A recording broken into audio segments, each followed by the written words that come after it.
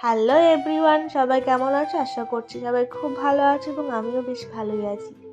এই দিনটা হচ্ছে যেদিন আমি বাবার বাড়ি থেকে শ্বশুর বাড়ি আসি, ওই দিন বিকেলবেলায় আমিও এই তোমাদের সাথে সাথে গাছগুলোকে প্রথম দেখলাম। দেখে তো আমি অবাক হয়ে গিয়েছিলাম, সব ফার্স্টে থমকে দাঁড়িয়েছিলাম।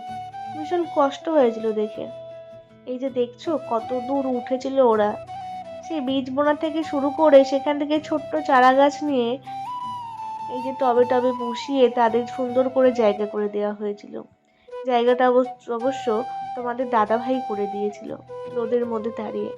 ভেবেছিলাম জায়গাটাকে সুন্দর জায়গায় রূপান্তরিত হবে, কিন্তু সেটা হয়তো হলো না, কারণ আমি ছিলাম না বাড়িতে। তাতে এই হাল গাছে যত্ন নিতে হয়, অনেকটাই যত্ন নিতে হয়। দেখে হয়তো মনে হয় কিছুই না, লাগিয়ে দিলে হয়ে গেল, বাট সেটা না। তার মধ্যে দেখি এই ড্রাগন গাছের জায়গাটা ভারী অদ্ভুত লাগলো দেখে। তার মধ্যে এই যে এটাও আমি লাগিয়ে গিয়েছিলাম। তবে একটা খুশি হলো, এই যে ডালটা দেখছো সরু পাড়া, এটা হচ্ছে কি আমি বেশ অনেক কয়েকদিন আগেই মায়ের বাড়ি থেকে এনে লাগিয়েছিলাম। এটা এক ধরনের জবা। দেখি যে গাছটা থেকে ছোট ছোট পাতা বেরিয়েছে, দেখেও বেশ আনন্দ হলো আমার। কিছুটা আনন্দের পাশাপাশি নিরানন্দও বেশ হয়েছি, কারণ আমার টবের অর্ধেক গাছই প্রায় মারা গেছে।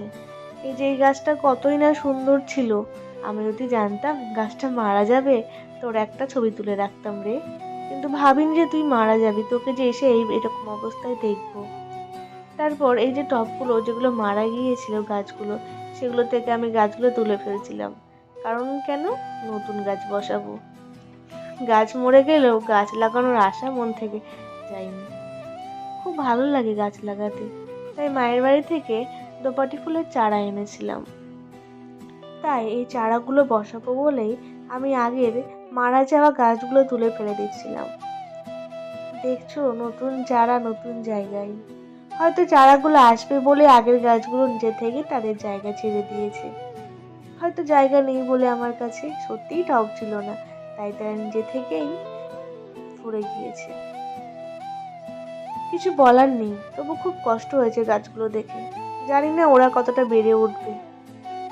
তারপরে আমার ড্রাগন গাছের জায়গাটা একবার দেখো, কত জঙ্গল যে বেঁধে গিয়েছে, বলার নেই। হাত দিয়ে তুলছিলাম টেনে, কি করবো, দাউলি দিয়ে যে খুব একটা ভালো পারি না আমি। আমার মতো তোমাদের দাদা ভাইও খুব গাছ প্রিয় একটা মানুষ, ভীষণ ভালোবাসে গাছকে। বাড়ি এসে কতই না যত্ন করে আমার এই গাছগুলোকে। তখন আমি অবশ্য একটু হাফ মুক্ত হই, আর একটু হাফ নিই, রেস্ট নিই। চিন্তা থাকে না তো গাছের পেছনে, কারণ সে তো এসে যত্ন করে অনেক, আমার থেকে আরো অনেক যত্ন করে। এই যে ড্রাগন গাছটা দেখছো, তো এটার একটা গল্প বলি।